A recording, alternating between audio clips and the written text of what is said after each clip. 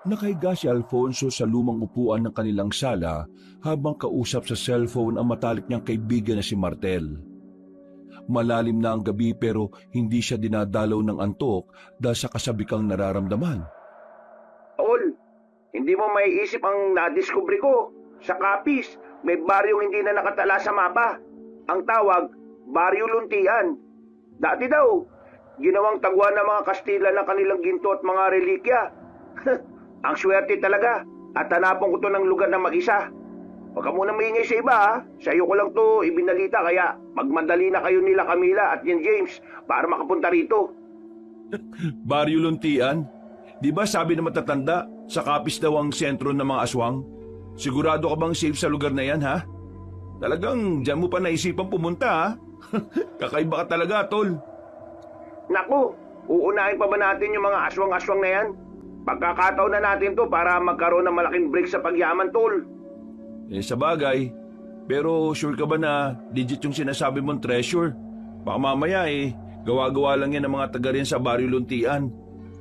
Eto naman, kung gawa-gawa lang, bakit may lumang dokumento akong nahukay sa library ni Lola Imelda ko? Nakasulat doon, ang yaman ay nakatago sa lupa ng mga nawalang kayamanan. Sigurado akong totoo to. Kaya nga ako munang nagpunta para makumpirma yung nasabing lugar eh. Biruin mo, tol. Sinunod ko lang yung lahat ng instruction sa lumang dokumento. At yun na nga, wala! Nakarating na ako rito. Mas malaking tulong kung magpupunta tayo rito kaagad-agad. Hindi na muna nagsalita si Alfonso. Patuloy lang siyang nakinig sa mga sinasabi ni Martel sa kabilang linya.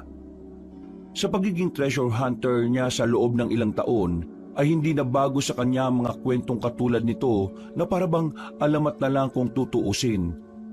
Kadalasan, katang-isip na lang talaga at wala silang natutunto na kayamanan.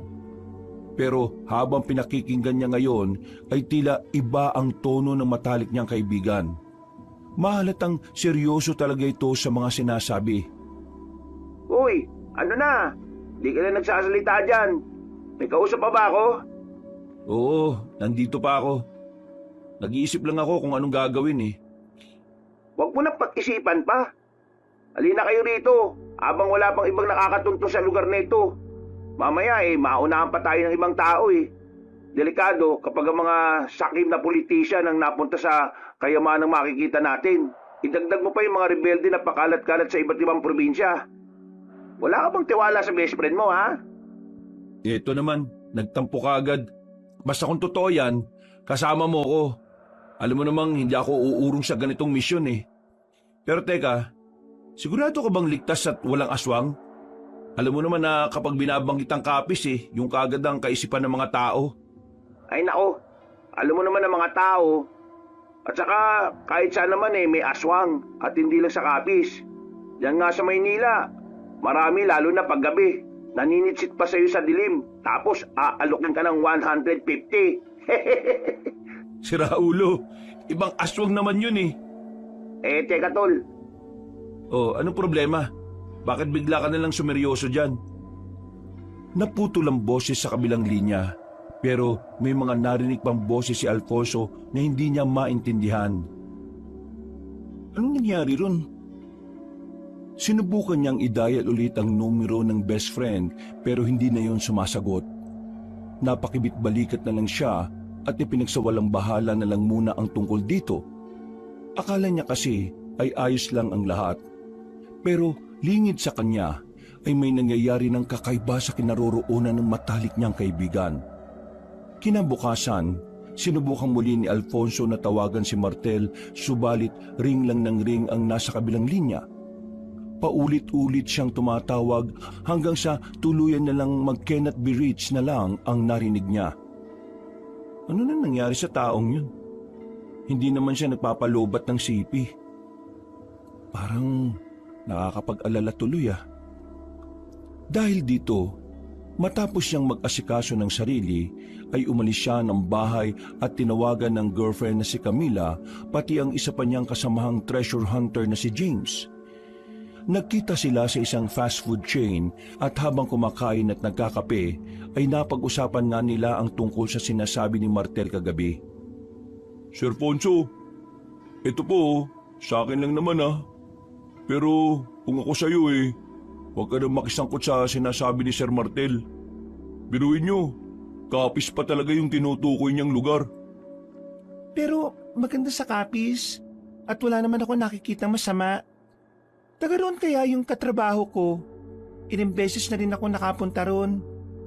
Sumama na nga rin ng isang beses yung boyfriend ko Wala naman sigurong masama kung makikinig tayo sa sinasabi ni Martel. Ang sa akin lang naman, Ate Camila. Alam naman natin ang reputasyon ng lugar na yun pagdating sa kababalagan. Naintindihan kita. Pero si Martel na yun, di ba? Hindi naman basta-basta magkukwento ang taong yun ng walang basihan.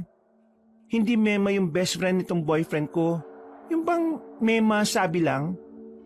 Talagang based on fact yun palagi. Maingat na tao yun Pagdating sa ganyan, at ayaw niyang napapahiya. At saka, treasure hunter tayo. Kung totoo ngang mayaman, malaking bagay yun. Paano po kung delikado? Di po ba hanggang ngayon hindi na sumasagot si Sir Martel, di ba? Sa pagkakatanda ko, hindi talaga nagpapalobat ng CP yun Kaya imposibleng hindi siya sasagot sa tawag lalo na't importante. Ayaw ko mang sabihin to. Baka posibleng may nangyari sa kanya sa sinasabi niyang lugar. Delikado. Yun na nga ang isa ko pang pinag-aalala Kung may nangyari man sa kanya, hindi ko kayang pabayaan si Martel. Pupuntahan ko siya sa Baryo Luntian. Alam niyo po ba kung saan yun? Malawak din po kasi yung Capiz, Sir Fonso Diyan naman tayo palagi nagsisimula Sa malawak na lugar hanggang sa paliit ng paliit at hanggang sa makita natin.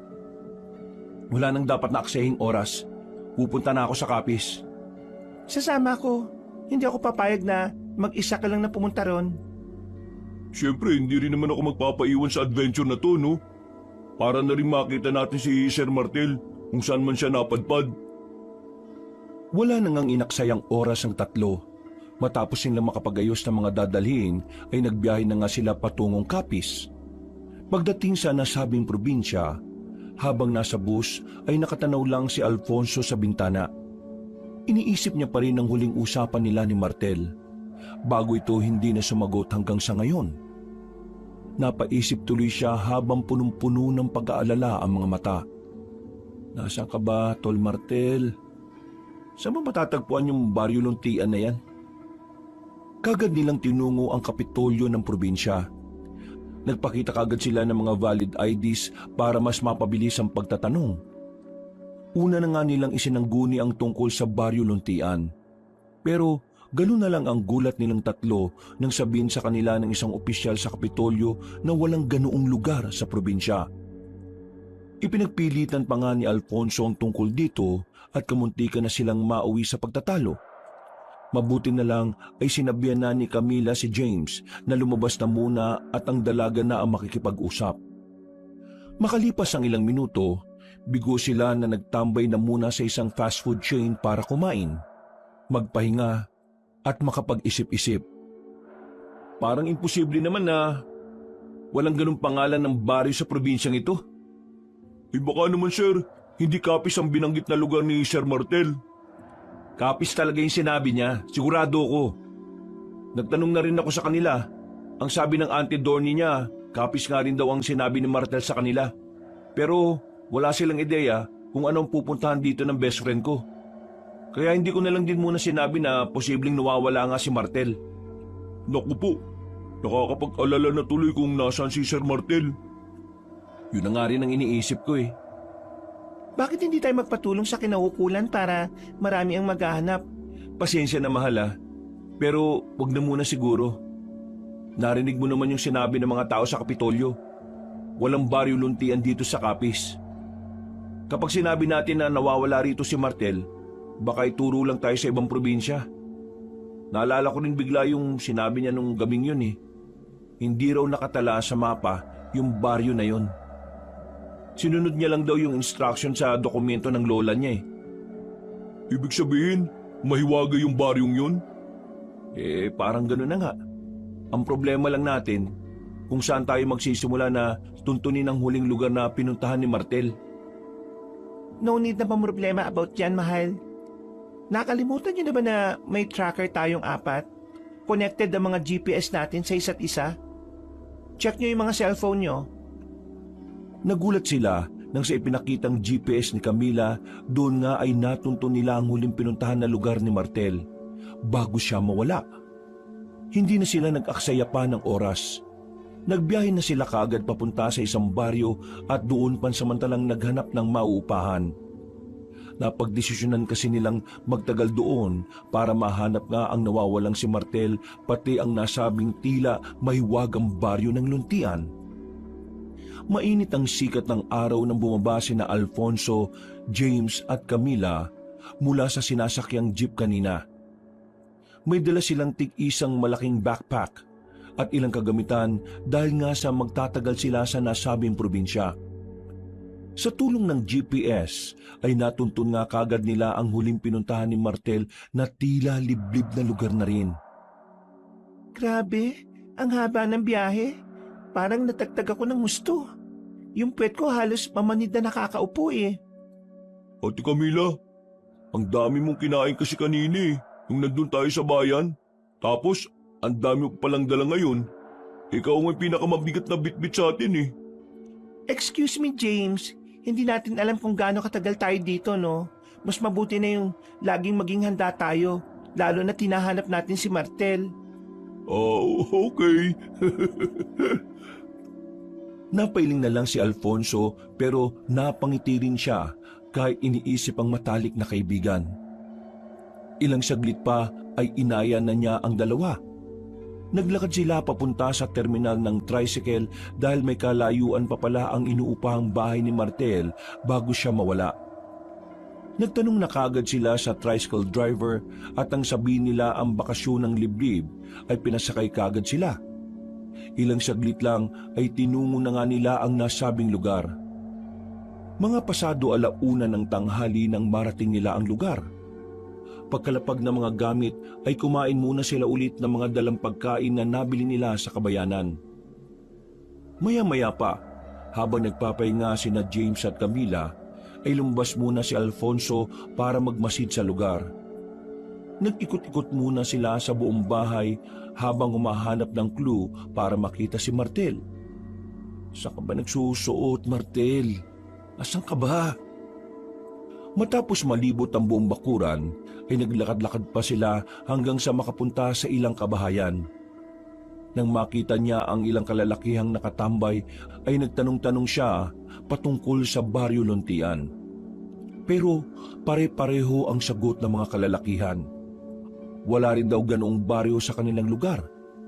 Pinakita niya rin ang mukha ni Martel at nakilala yun ng iilan sa kanila.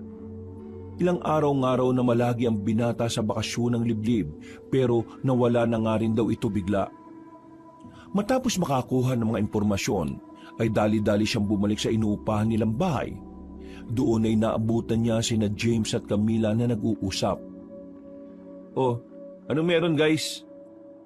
Mahal, nabuksan na namin yung isang kwarto. Tama nga yung hinala natin kanina na ito yung tinutulugan ni Martel. Nakita namin yung ilang gamit niya. Mga hindi pa nagagamit yung iba. Ibig sabihin, ilang araw pa lang siya rito. Nakita niyo ba yung cellphone? Hindi nga eh. Kahit yung mga importanteng gamit na dinadala natin, kapag may hinahanap tayo, wala rin. Malamang, dala niya yung mga yon. Nagtanong-tanong din ako sa labas kanina May mga taong namumukaan siya. At ang sabi nga nawala na lang daw siya bigla. Sana naman okay lang si Sir Martel. Nag-aalala ako para sa kanya. Pero hindi ko naman nararamdaman na nasa kapahamakan siya O sige na, magpahinga na muna tayo dahil medyo mainit sa labas. Mamaya mga bandang 4:00, saka tayo lumabas at maghahanap-hanap sa kakahuyan. Pati sa bundok hanggat maaari. Malakas ang kutob ko na nandun yung sinasabi niyang tagong lugar. Paano kung may salaman kayong sinasabi niyang instruction dun sa dokumento ng Lola Imelda niya? Paano kung bigla na lang naglaho sa hamog yung lugar? Parang yung katulad sa Biringan o yung iba pang mystical place dito sa Pinas? Pasensya na James pero hindi ko rin talaga alam ang sagot sa tanong mong yan Sana nga, ganun yung nangyari. Kung ganun, kailangan natin ng mga paranormal expert. Seryoso ka ba dyan, James? Opo ate, malay natin, di ba? Makatulong sila na mahanap kung nasaan si Sir Martel. Napapanood ko kasi sa mga palabas na ganun ang nangyayari. Para mahanap ang kinuha ng mga engkanto o kung anuman, dumudulog sila sa mga paranormal experts. Yan, kakapanood mo ng mga kababalaghan. Mga treasure hunter tayo, no? Hindi tayo into some kind of paranormal experts na yan. Sige na, mamaya na natin pag-usapan yan. Magpahinga na muna tayo para mas makapag-isip. Huwag kang mag-alala, James. Nasa option ko rin naman yung sinasabi mo eh. But for the meantime, matulog na muna tayo. Dahil alam kong pagod din tayong lahat sa biyahe at kakaisip eh. Ganun na nga ang ginawa ng tatlo. Pagkalipas ng ilang oras, pasado 4:30 ay sabay-sabay silang lumabas para magtanong-tanong at maghanap na rin ng clue kung saan na napunta si Martel. Pero katulad ng nauna nang nangyari kay Alfonso, bigo silang makakuha ng iba pang impormasyon. Bukod sa nagsasabing may ilan ngang namumukhaan si Martel, pero walang nakapagsasabi kung nasaan talaga siya huling nakita at bukod dito ay nabigo rin silang matunton ang nasabing Baryo Luntian. Dumaan na lang sila sa talipapa at bumili ng makakain para sa hapunan bago bumalik sa bakasyon ng liblib. Habang nagluluto si Camila, nag-usap na muna sila patungkol sa mga dapat gawin. Kung walang nakakalam ng Baryo Luntian, ano natin hahanapin si Sir Martel? Bukod sa lugar na to wala na po tayong basehan kung saan siya makikita eh. Malaking tulong naman na nalaman natin kung nasaan siya huling natagpuan. Kilala ko si Martel. Siguradong mag-iiwan yun ng mga palatandaan. O kung hindi naman, hindi yun lalayo rito. Ano po yung gagawin natin? Hindi tayo susuko. Kahit anong mangyari, kailangan natin makita si Martel at maisama pabalik sa atin. At kung sakali mang nahanap na niya yung lugar kung saan nandun yung sinasabi niya kayamanan, mas maganda, hindi ba? Sana nga po. At ayos lang talaga si Sir Martel. Sa ganito mga panahon, importante na maging optimistic tayo. Walang dapat po ang pagiging negatibo dahil hindi ito makakatulong sa atin. Napakibit-balikat na lang si James at kasunod nito ay humingi na rin ng tulong si Camila para madaling matapos ang niluluto niyang sinampalukang manok. Samantala, nagmasid-masid naman ulit si Alfonso sa kwartong tinulugan ni Martel. Naghanap ulit siya ng clue hanggang sa makita ang isang lumang notebook. Aba, journal to ni Martel ah. Bakit niya iniwan dito? Lagi niya itong dinadala kapag lumalabas siya. Ay nako, ano kayang nangyari rito? Posible kayang may nanloob sa kanya at nakidnap siya? Binuklat niya ang nasabing journal at pagdating sa kalagitnaan ay nakita niya ang huling sulat doon ni Martel. Ilang araw bago ito mawala, binasa ito ng malumanay ni Alfonso habang nakaupo sa kama. Nararamdaman ko nang makikita ko ang nawawalang Baryo Luntian. Noong nakaraang araw, inumpisan ko ang paggawa ng mga instruction sa lumang dokumento ni Lola Imelda. Success ang una kong ginawa. Kailangan ko na lang sundin ang 4 pang natitira. Parang palagay ko, para siyang hugis bituin kung susumain. Parang susi ito papasok sa Baryo Luntian. Totoo pala talaga. Ang buong akala ko gawa-gawa lang to. Pero totoo talaga. Hindi ko alam kung paano naitago ang baryo. Kung anong klaseng salamangka o magic ang ginamit nila. Wala akong idea. Pero totoo talaga. Kaya hindi malayong totoong-totoo rin ang kayamanan na tinatago ng mga Kastila noon sa nasabing baryo. Kapag nakapasok na ako, saka ko sasabihin sa best friend ko ang tungkol dito. Hanggang dito na lamang muna. Napabuntong hininga si Alfonso dahil wala nang kasunod ang sinulat ng matalik niyang kaibigan. Kaya pala, hindi alam ng mga taong tungkol sa Baryo Luntian. Talagang nakatago pala yung Baryo Luntian na yun. Posibleng nandun na si Martel. Pero, paano namin matutuntun yung baryong yun kung hindi namin alam ang daan? Natigilan na siya matapos makarinig ng tila mga yabag sa labas ng bahay. Tumayo siya at sumilip sa labas pero wala naman siyang nakitang tao roon. Ihip lang ng hangin ang narinig niya kaya hinawi na lang niya ang kurtina paloob at lumabas na ng kwarto si Martel. Nang nasa kusina na, habang naghahapunan ay dinidiscuss niya sa mga kasama ang tungkol sa nabasa sa journal ng matalik niyang kaibigan. Nagulat sina James at Camila matapos kang marinig ang tungkol sa nawawalang baryo ng Luntian. Paano natin siya makikita, Sir Fonso? Kung di naman natin alam yung instruction para makapunta sa Baryo Luntian. Kasi sa pagkakaintindi ko, yung instruction lang dun sa lumang dokumento ni Lola Imelda ang way papunta sa lugar na yun eh. Yun na nga ang nagpapasakit ng ulo ko eh. Paano po kung trap na siya sa lugar na yun at di na niya alam ang daan pabalik? Wag mo nang pasakitin palalo ulo ko, James. Nagsasabi lang naman po ko ng mga posibilidad na pangyayari, sir. Palagay ko naman, kung meron instruction si Lola Imelda papunta sa Baryo Luntian, malamang meron din yung instruction kung paano makakalabas ng lugar na yun. Bakit po hindi pa rin nagpapakita si Sir Martel? Ilang araw na po siyang nawawala. Posible kayang may nangyari na talaga sa kanyang masama? O pwede rin namang inaalam niya pa yung instruction kung paano makakabalik dito sa atin. Sa tingin ko, mahal, yung suggestion ni James na manghingi tayo ng tulong sa mga paranormal expert, gawin na natin. Wag na muna. Ayaw ko makaagaw din tayo ng atensyon sa ibang tao. Sa ngayon, tayo-tayo na lang muna ang gumawa ng paraan para kapag wala na talagang pagpipilian, hahanap na tayo na makakatulong sa atin. Basta, isikreto na lang muna natin ang tungkol dito. Delikado rin kasi kung sakali mang totoong may tagong yaman sa nasabing baryo na yun eh. Naunawaan naman ni na James at Camila ang naisiparating ni Alfonso. Kaya sinunod nila ang nais nun. Nang lumalim na ang gabi, nakaupo si Alfonso sa veranda ng kanilang inuupahan. Tinititigan niya ang kagubatan habang nakikinig sa ingay ng mga kuliglig. Biglang bumukas ang pinto at lumabas si James na may daladalang 2 bote ng alak na kasama sa nabili nila kanina. Sabi ko na eh, hindi ka pa natutulog eh. Sir, ito po, 1 bote muna. Hindi ka talaga nawawalan ng alak eh, no? Kailangan natin to, sir eh, para pampaimbing ng tulog.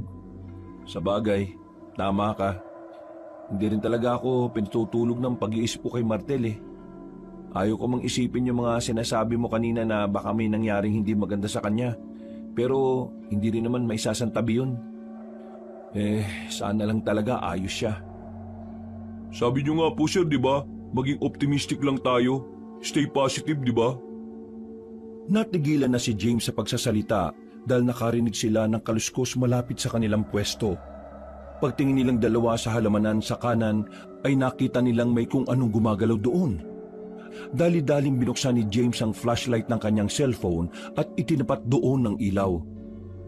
Tila gumagapang ang kaluskos kaya sinundan nila yun ng tingin habang sumusunod din ang flashlight dito.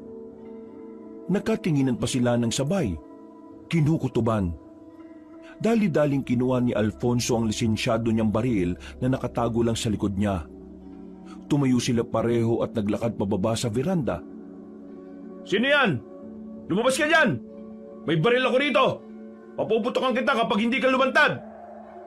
Tila natakot kung sino mang nagtatago sa halamanan.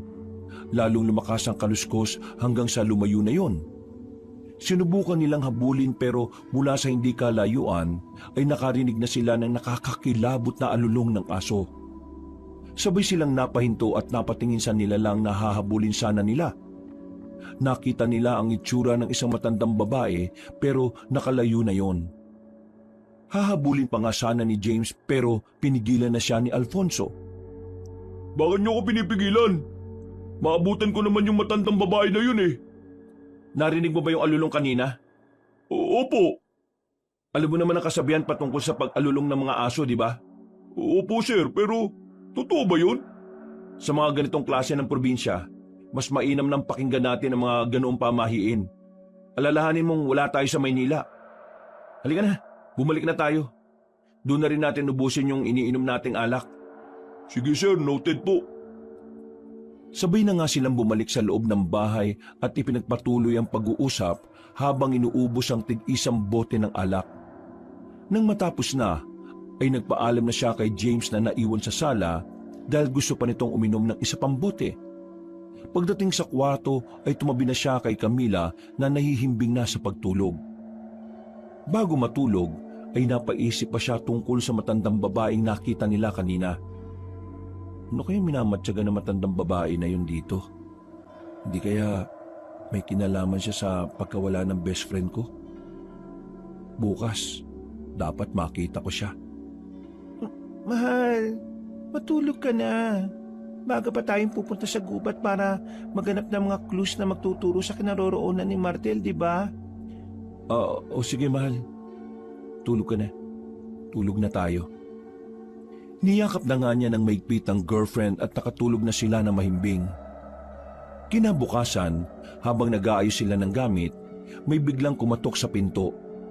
Nang pagbuksan niyo ni James ay tumambad sa kanilang paningin ng isang matandang babae. May kulay abo na itong buhok at nakasuot ng lumang saya at may lumang kahoy na hawak bilang tungkod. Nagkatinginan sina Alfonso at James dahil namumukhaan nila ang nasabing estranghera. Si Camila naman ay tila nagtataka dahil wala siyang kamalayan sa mga nangyayari. Ikaw yung kagabi ah. Ano pong ginagawa niyo dito? Bakit niyo po kami minamatyagan kagabi? Pasensya na sa pagmamatsyag ko kagabi. Kaya nga ako naparito para magpaliwanag sa inyo. Nagulat lang din kasi ako nang marinig ko doon sa mga kabahayan na may tao na ulit dito sa bakasyon ng liblib. At kung hindi ako nagkakamali, hinahanap niyo ang dating umuupa rito, hindi pa? Kilala niyo po si Martel? Siya nga, Martel nga ang pangalan niya. At nagpunta siya sa Baryo Luntian na hinahanap niyo rin ngayon. Tama ba ko? Alam niyo rin po yun, Lola? Ang tungkol sa Baryo Luntian? Corazon ang pangalan ko. At oo, alam ko ang tungkol sa lugar na yon, kung saan nagpunta ang kaibigan ninyo. Dahil sa sinabing yon ng estrangherang matanda, ay nakatinginan sina Alfonso, James at Camila. Dahil sa wakas, may isang tao na rin na nakakaalam ng baryong nawawala. Sabay-sabay silang naglapag muna ng mga gamit at pinatuloy sa loob si Manang Corazon. Nagtimpla na rin muna kaagad si Camila ng tsaa para sa matandang babae. Seryoso namang naupo sina Alfonso at James para pakinggan ang mga ilalahad ng tila misteryosang ginang. Ako po pala si Alfonso, ito naman si James, at yung babaeng kasama namin ni girlfriend ko si Camila. Mawalang galang na po, Manang Corazon. Gusto ko lang din po munang humingi ng paumanhin sa mga nasabi ko sa inyo kagabi ah. Alam niyo naman po, nag-iingat lang kami. Naintindihan ko naman yon, iho. Kahit sino naman siguro ganun ang gagawin. Hihingi lang din ako ulit ng tawad patungkol sa kagabi. Pasensya na po sa agaran kong tanong ah. Nag-aalala na rin po kasi kami sa best friend kong si Martel eh. Pwede niyo po bang ituro sa amin kung paano makakapunta dun sa nawawalang baryo ng Luntian? Oo. Ako ang natitirang tagapag-ingat ng lihim ng baryo. Matutulungan ko kayo pero bago yon ay nais kong itanong. Handa ba kayong harapin ang kapalit? Ano naman po yung kapalit? Baka naman po binubudol niyo lang kami ah. Uunahan ko na po kayo. Mukha lang po kaming mayayaman pero hindi pa kami mapepera. Salamat, iho. Pero hindi naman ako nangangailangan ng pera. Sa Baryo Luntian, nagkalat lang ang ginto, pero hindi ito pinapansin ng mga taga roon, dahil hindi naman lahat ng yaman ay ginto. Nagkatinginan sina Alfonso at James habang si Camila ay kadarating lang at takang-taka habang iniaabot sa matandang babae ang tsaa. Dahil kasi sa sinabi ni Manang Corazon ay nakumpirma nila na maraming natatagong yaman ng Baryo Luntian. Kitang-kita ang mga ngiti sa mga mata nila, lalo na kay James na halos magningning na kaagad ng mga mata sa pag-iisip ng ginto.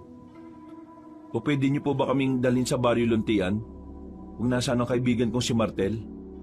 Kung tutulungan niyo po kami, pangako po na babayaran po namin kayo sa abot ng aming makakaya. Katulad nga ng sinabi ko kanina, tutulungan ko kayo. Pero meron itong kapalit. Huwag kayong mag-alala dahil hindi ko kailangan ng pera o kahit na anong meron kayo. Kung ganun po ano pong kailangan niyo? Kailangan ko ng kaunting sariwa ng dugo ninyong tatlo. Po? Sariwang dugo? Ano naman pong gagawin niyo sa dugo namin? Huwag kayong matakot at huwag niyong masamain ang hinihingi ko. Ang patak ng dugo niyo ang isa sa kailangan para makapasok sa nawawalang baryo. Sinabi ko na kanina na ako ang natitirang tagapag-ingat ng baryo at para mabuksan ang lagusan ay kailangang gawin ng isang importanteng orasyon. Ang orasyon ay nangangailangan ng dugo ng mga papasok sa Baryo Luntian. Ganun po ba? Kung yung po ang requirements, handa po akong magbigay ng dugo ko para makapasok na sa Baryo Luntian at makita ko ng best friend ko. Ako rin, excited na akong makita ang makinang na nawawalang baryo. Kung ganun, pwede na nating simulan kahit anong oras? May tanong lang po ako sa inyo, Manang. Bakit niyo po kami tinutulungan? At nakakapagtaka lang dahil wala kayong hinihinging kapalit. Magandang tanong yan, Ineng. Gusto ko lang na makuha niyo na ang kaibigan ninyo. Ayaw ko na rin may nagtatagal sa Baryo Luntian, lalo na sa mga katulad ninyo. Kung ganun alam niyo po na mga treasure hunters kami? Oo. Marami-rami na rin ang mga katulad niyong naganap sa Baryo Luntian pero kayo lang ang pinahintulutan ko. Hindi dahil sa gusto ko, kundi dahil ang kaibigan niyo. Kailangan niyo na siyang isama pabalik. Sinabi niyo po kanina na maraming ginto sa Baryo Luntian. Okay lang po ba kung kukuha kami ron? Siyempre naman, okay na okay lang yun, di po ba? Napapaismid lang ng ngumiti si Manang Corazon. Kaya tila mas lalong nagduda si Camila sa ikinikilos ng kanilang kausap. Iba talaga ang kutob niya sa matandang babae. Pakiramdam niya ay maiba itong pakay sa kanila. Ngumiti si Manang, ibig sabihin pwedeng-pwede natin kunin ang mga ginto. Ito na yung break natin. Tama si Martel, sir. Yayaman na tayong lahat nito. Tara na, at nai-excite na ako. Sigurado po ba kayo naligtas sa baryong yon? Ate Camila naman, anong klaseng tanong yan? Mapupurnada pa tayo nito kapag nagkataon eh. Pasensya na po sa tanong ko pero nagtataka lang ako dahil bakit hindi na lang po kayo mismo ang nagpabalik sa kaibigan namin kung talagang okay lang siya? Naiintindihan ko ang sinasabi mo, Iha. Pero dahil sa mga kayamanan na meron ng baryo, sa tingin mo ba, papayag na umuwi kagad ang kaibigan niyo? Sa tingin ko, kayo lang ang may kakayahang makapagpabalik sa kanya. Naiintindihan ko rin naman kung hindi kayo maniniwala. Pwede na akong umalis ngayon. Pero kung magbago na ang isip niyo hanapin niyo lang ako sa gubat. Sige po, pag-uusapan po muna namin ang tungkol dito. Hindi kasi kami basta-basta na lang pwedeng magdesisyon lalo na't nararamdaman kong hindi basta-basta ang Baryo Luntian na sinasabi niyo Sige, naiintindihan ko. Aalis na muna ako para makapag-usap na kayo. Papaalalahanan ko lang kayo na mabilis ang pagtakbo ng oras at hindi natin alam kung ano ang nasa nawawalang baryo. Kaya sana, mapag-isipan nyo na ng mabuti. Maraming salamat sa tsaa. Pag-alis ng matandang babae ay tila nagmaktol si James habang si Alfonso naman ay napapaisip. May punto rin naman kasi ang girlfriend niya kahit gustong-gusto na niya talagang mapuntahan ang Baryo Luntian. Ano ba naman yan, Ate Camila? Bakit mo naman sinabi yun sa matanda? Paano na lang kung magbago ang isip niya na hindi tayo tulungan? E di matatrap na ng tuluyan si Sir Martel sa Baryo Luntian. Huwag kang umasa na parang concern ka talaga kay Martel Kitang-kita ko sa mga mata mo na parang kumikinang naginto lang ang habol mo. Kaya nga po tayo naging treasure hunters, di ba? Para saan pat hindi tayo makaka-interes sa ginto? Yung palay na po mismo lumalapit sa atin eh oh. Inaayawan niyo pa? Hindi sa inaayawan ko. Hindi ko lang makita yung sense ng pagtulong niya na walang kapalit. Sigurado may ibang plano yung matandang yan eh. Nararamdaman kong hindi yun maganda. Eh paano po pala ate kung mali yung pakiramdam niyo na yan? Eh di, ano na mangyayari kay Sir Martel doon sa baryo? Hahayaan na lang ba natin siya? Wala naman akong sinabing hahayaan na lang natin siya eh. Kaya nga tayo nag-uusap-usap ngayon. Eh Sir Fonso, ano na po plano niyo? Ginto na yun oh. Baka kapag nagbago pa yung isip ng matandang estranghera na nagkakawang gawa eh, baka maging bato pa yung ginto. At hindi na natin makita si Sir Martel. Tama na. Bigyan niyo muna ako ng katahimikan. Kahit saglit lang, para makapag-isip-isip naman ako. Kumalma lang din muna kayo ha, kayong dalawa. At huwag kayong magtalo, okay? Eh sir, huwag na natin patagalin ang pag-iisip. Narinig naman natin yung sinabi ni Manang Corazon na tumatakbo ang oras. Baka habang tayo nag-iisip dito, kung ano-ano na palang nangyayaring hindi maganda doon kay Sir Martel. Yun naman pala eh. Kung may nangyayari ng hindi maganda kay Martel, bakit pa natin nilalagay sa panganib ang mga sarili natin? Parang tayo na mismo ang tumatalon sa bitag kung ganun eh. Pag-isipan mo itong mabuti, mahal ah. Alam kong nakasalalay ang buhay ni Martel, pero paano mga buhay natin? Pare-pareho tayong malalagay sa alanganin kung magkataon. Huwag tayong maaakit sa ginto ah. Ate naman, ginto na yun eh. Ano ba naman tong si Ate Camila? Problema mo, James. Lumalabas ang tunay mong kulay dahil dyan sa kayamanan ah. Sinabi ng tama na eh. Manimik na nga kayo, pwede. Imbis na nakakaisip na tayo ng paraan, mas inuunan niyo pa yung pagtatalo. Mga makasarili kayo. Dahil dito ay kinalbog ni Alfonso ang lamisita at saka nagtuloy-tuloy sa kanyang kwarto at nagkulong. Naiwan na lang sa sala sina James at Camila na tila natauhan din dahil sa sinabing yun ng kanilang leader. At mula sa hindi kalayuan, lingid sa kanilang lahat ay nakatingin lang pala si Manang Corazon na tila natutuwa sa kanilang pagtatalo-talo. Para bang alam na ng matandang babae kung paano paiikutin ang bawat isa sa kanila. Mailam kang babae ka, pero sigurado naman akong hindi ka susundin ng nobyo mo. Mas importante pa rin ang buhay ng matalik niyang kaibigan.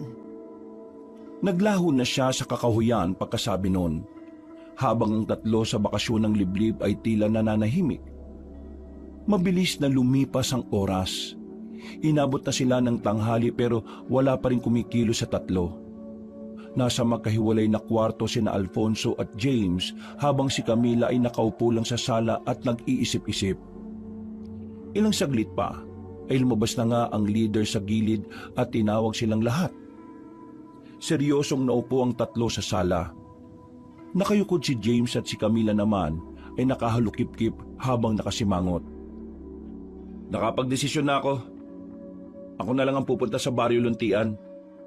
Ha? Anong ikaw lang? Para wala ng gulo. Pero kung yan ang desisyon mo, sasama ako. Kahit sa ayaw o gusto mo, sasama ako dahil desisyon ka naman to. Ako rin sir, sasama ako. As usual, sasama ka dahil sa ginto, hindi para makita si Martel. Isipin mo na gusto mong isipin sa akin ate. Wala na akong magagawa dyan. Kung magtatalo na naman kayong dalawa, ako na lang talaga pupunta sa kakahuyan, sa bahay ni Manang Corazon. Dahil dito ay natigilan na ang dalawa. Wala na silang nagawa kundi ang sumunod sa pag-aayos ng mga sarili. Kumain lang din muna sila at bago mag-alas 5 ng hapon ay tinahak na nila ang kakahuyan. Inabot din sila ng higit 15 minutos bago matunto ng barong-barong ni Manang Corazon. Tumambad kagad sa kanila ang matandang babae na nakangiti. Wala namang imik si Camila na nag-oobserba lang habang pumapasok sila. Buo na ba ang desisyon ninyo? Opo, Manang. Kung ganon, pumasok kayo sa loob at ipapaliwanag ko na mabuti. Pumasok na nga sila sa loob ng kubo ng matandang ginang. Doon ay bumungad sa kanila ang iba't ibang klase ng mga halamang gamot na nakalagay sa maliliit na paso. May ilan ding mga iba't ibang uri ng buto na nakasabit sa kahoy na pader at ilang likido na nakalagay sa tila nilulumot na garapon. Mas lalo tuloy na ginala si Camila kay Manang Corazon, kaya napakapit siya sa boyfriend at napabulong. Mahal, hindi talaga maganda ang kutob ko sa matandang yan. Minahon ka lang, mahal. Ipaubaya mo na muna sa akin to, please. Napabuntong hininga na lang si Camila bago sila maupong tatlo. Ilang saglit pa ay ipinaliwanag na nga ni Manang Corazon ang mga gagawin nila. Bukod sa pag-aalay ng kaunting dugo, ay kailangan pa nila maghintay na mag-alas 10 ng gabi. Ayon kasi sa matandang babae, ay ito raw ang tamang oras para isagawa ang ritual. Dahil tuloy doon, ay nagtagal pa sila sa barong-barong at marami silang nalaman na katauhan ni Manang Corazon.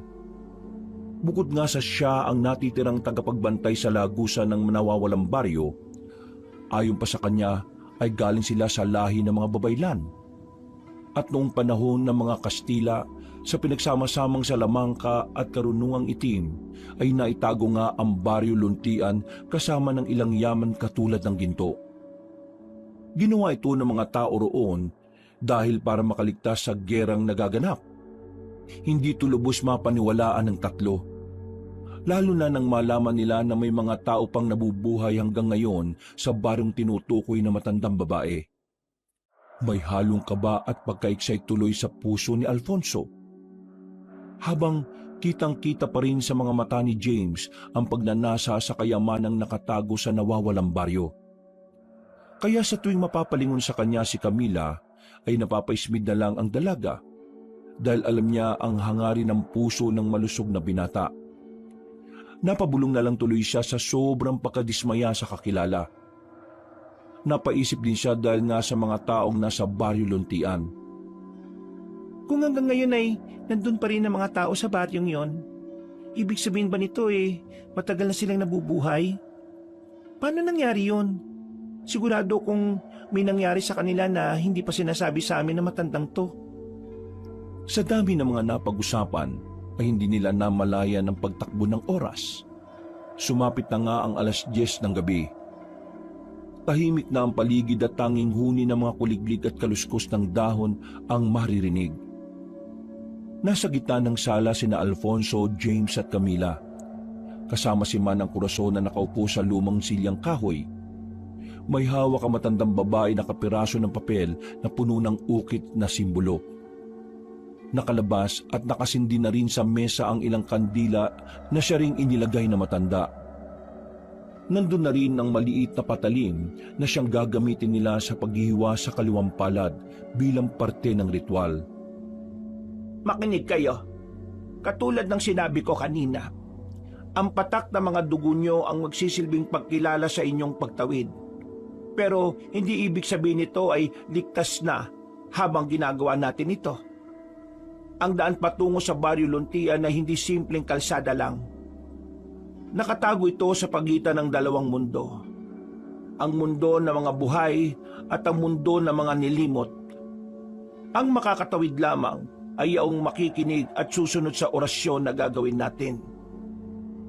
Kapag naligalig kayo sa mga espiritu o demonyong nasa pagitan ng daan, hindi ko na kayo sagutin. Katulad ng sinabi ko kanina, ituon nyo lang ang sarili sa pagtawid sa lagusan kapag nakabukas na ang daan. Mahal, sigurado ka na ba talaga rito? Pwede pa tayong umatras. Iba talaga ang kutob ko Pasensya na, mahal, pero hindi kita mapagbibigyan ngayon. Alam mo naman kung gaano kaimportante sa akin si Martel. Hindi ko lang siya basta best friend. Kapatid at kapamilya ko na siya. Alam mo naman ang naging sitwasyon ko noon, di ba? Na sila lang ang kumupkup sa akin. Kaya sana maintindihan mo ako, mahal. Naintindihan ko naman yun pero nag-aalala lang talaga ako, mahal. Humawa ka lang ng maigpit sa kamay ko, mahal. Sabay-sabay tayong papasok. Hindi kita iiwan, promise. Ihandaan nyo na ang inyong mga sarili. Kapag sinimulan ko na ang orasyon, sigurado kong may mga lilitaw na hindi nyo maiintindihan. Huwag kayong lalapit. Huwag kayong bibikas ng kahit na anong salita maliban sa mga ituturo ko. Kapag may isa sa inyong pumalya, siguradong tatangayin kayo ng mga elemento sa pagitan ng lagusan at hindi na kayo makakabalik pa. Dahil sa sinabing yon ni Manang Corazon, ay lalong kumabog ang dibdib ni Camila. Pakiramdam niya sa bawat salita ng matandang babae ay may bigat na parang bumabalot sa kanilang tatlo. Nang masiguro na handa na ang lahat, ay inilabas na ng babaylan ng 4 na kandilang itim at sinindihan. Iniligay niya ito sa 4 na sulok ng lamisita kasamang iba pang mga kandilang naroon na.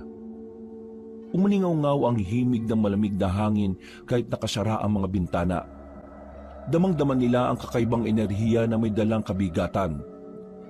Lalong napahigpit ang kapit ng kamay ni Camila sa kanyang boyfriend.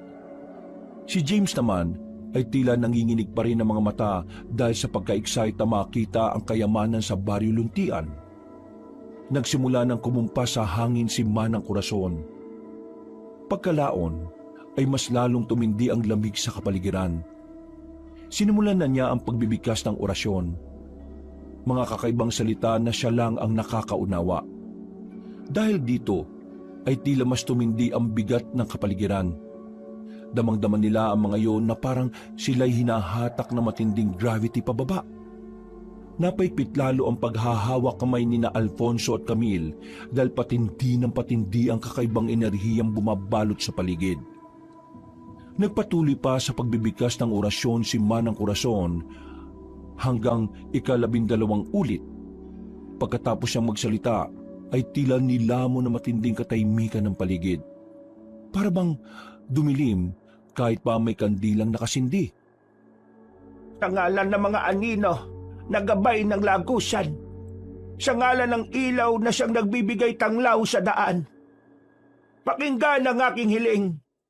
Tanggapin ang mga patak ng dugo bilang sakripisyo na makikita ang aming tinatahak.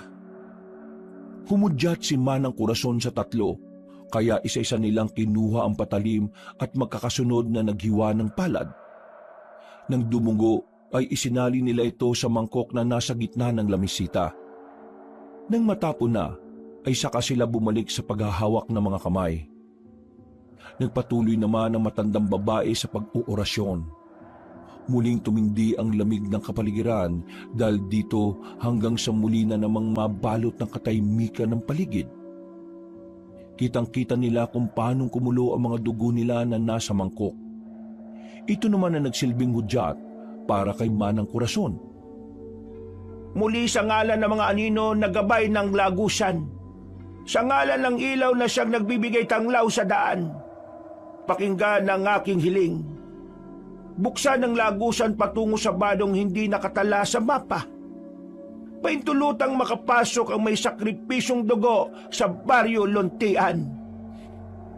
Habang sinasabi niya ang mga kataga, napansin ni na Alfonso na ang mga kandila ay nagbabago ng kulay. Mula dilaw, naging berde at kalaunan ay naging itim. Mahal, Fonso, nakikita mo ba yon? Ang apoy? Oo, mahal. Pero huwag ka muna magsalita. Sabi ni Manang, di ba? Sundin na muna natin siya. Habang tumatango ang dalagang takot na takot, ay nagpatuloy naman si Manang Corazon sa orasyon. Habang bumibigkas siya ng mga kataga, ay unti-unting lumitaw ang mga aninong parang usok mula sa sahig. Gumalaw ang mga yon na parang may sariling buhay at tila bumabalot sa paligid nila. Diyos ko, ano to? Hindi na to normal, mahal. Kumapit ka lang na mabuti sa akin, mahal, at sundin natin ang mga sasabihin ni Manang Corazon. Tumingin lang kayong lahat sa kandila. At katulad ng sinabi ko kanina, huwag niyong pansinin ang mga aninong nagsusulputan. Huwag niyong pakikinggan ang anumang sinasabi nila. Sa gitna ng takot, pinilit ni na Alfonso, James at Camila na mag-focus. Nakikita nila ang mga anino na tila nagsusulputan ng mga mukha na may mga matang walang puti at mga bibig na puno ng ngipin. Unti-unti na rin nilang naririnig ang mga kung ano-anong hinaing na mga ito, pero katulad ng bili na matandang babaylan ay hindi nila ito pinansin. Hanggang sa biglang may narinig silang malakas na ugong mula sa labas ng bahay. Umuga ang dingding. dahil parang may malaking nilalang na tila nagpupumilit na pumapasok. Mahal, Fonso, may kumakalabog sa labas. Natatakot na talaga ako. Itigil na natin to. Wag! Makinig kayo mabuti! Wag na wag kayong titigil kahit na ano mangyari. Isa na lang ang bersikulo at makakatawid na kayo sa Baryo Luntian. Sinikap ng dalaga na sundin ang utos na matandang babae pero mas nadala siya sa takot. Nagpumiglas siya sa takot pero mas hinigpitan lang ni Alfonso ang paghawak sa kamay ng girlfriend niya. Sumenyas na nga ang matandang babayla na sumabay sila sa sinasabi niya. Ganun na nga ang ginawa nila kahit kitang-kita ang takot sa mga mukha. At sa isang iglap ay nagliwanag na ulit ang lahat ng kandila. Kasunod nito ay sabay-sabay nang naglaho ang mga anino. Tila nasilaw silang lahat, kaya sabay-sabay din silang napapikit at pagmulat nila ay wala na sila sa inuupahang bahay. Sa halip ay nakatayo na sila ngayon sa gitna ng isang baryo. Malawak ang paligid, pero ang mga bahay ay gawa sa lumang kahoy at pawid. Ang mga tao ay tila mga estatwa lang na nakatitig sa kanila. Walang imik, titig na titig lang. Nasa na po tayo, Manang? Nandito na tayo sa Baryo Luntian. Totoo ba to? Oo, makakasama nyo na ang taong hinahanap ninyo. Nasaan po si Martel? Hindi na ako ang makakasagot niyan, kundi sila. Napatingin sina Alfonso, James at Camila sa mga taong parang mga estatwa na nakatitig sa kanila. Dahil din dito ay nakaramdam sila na matinding pagkailang. Kakaiba kasi ang tingin ng mga taong yon na parabang sinusuri ang buo nilang pagkatao pati ang kaluluwa. Balak na sanang magtanong ni Alfonso pero tila tumalim ang tingin ng mga taong nasa harapan nila. Kitang-kita pa nga ni Camila kung paanong parang mamula ang ilan sa mga matang yon. Dahil dito ay muli siyang bumaling kay Manang Corazon. Subalit ganun na lang ang gulat nila dahil nawala na lang na parang bula ang matandang babae. Nasaan na si Manang Corazon? Hindi ko napansin, sir eh. Ikaw, mahal, napansin mo ba kung saan nagpunta si Manang Corazon? Hindi rin, mahal. Saan na nagpunta yun? Natigilan na sila dahil ang mga taong tila estatwang may masasamang titig ay nagsimula ng magsikilos. Napansin nila na tila namumula na ang mga mata ng ilan sa mga ito. Nagkatinginan silang tatlo nang maunawaan na tila hindi ligtas kung mananatili sila roon. Doon lang din napagtanto ni Alfonso na tila tama nga ang kanyang girlfriend na may kakaiba sa Baryo Luntian. Mabilis na gumana ang kanyang instinct. Hinatak niya sina James at Camila at tumakbo sila sa kakahuyang nasa likod. Nang masigurong ligtas na sila, ay naupo silang tatlo sa puno at nagtago. Hingal na hingal at kitang-kita ang takot sa kanilang mga mata. Sinasabi ko na nga ba hindi ligtas ang lugar na ito. Bakit ba kasi tayo nagtiwala sa matandang babaeng yun? Iniwan niya tayo sa kawalan. Paano ba tayo makakauwi nito?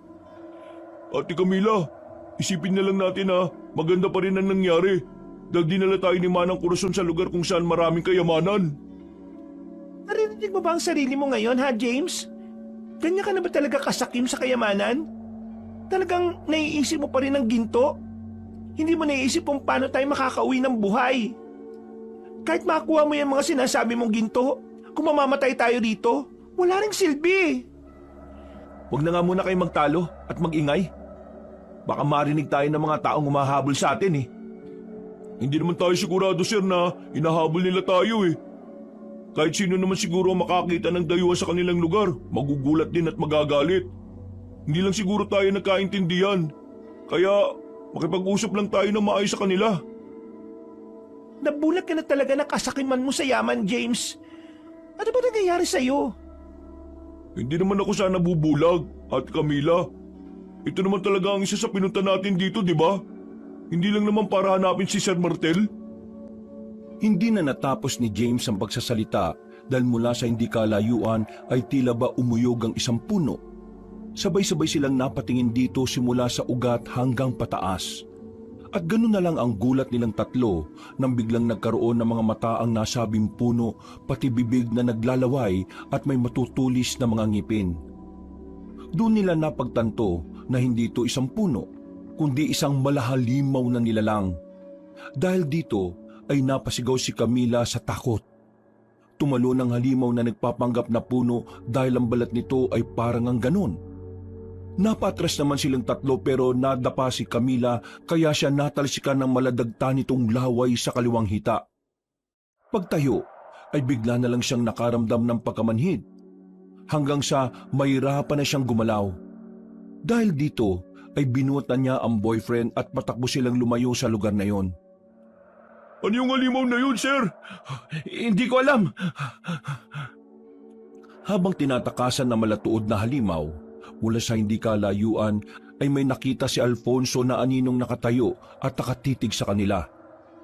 Nang makalapit na sila rito, ay nakilala niya agad ang nilalang. Ito ay walang iba kundi si Martel. Nanlaki ang mga mata nila, lalo na nang sumenya sa matalik niyang kaibigan na bilisan ng pagtakbo. Nang makalagpas na sila kay Martel, ay sa kanyon sinindihan ng sulo na hawak at tinagi sa malatuod na halimaw.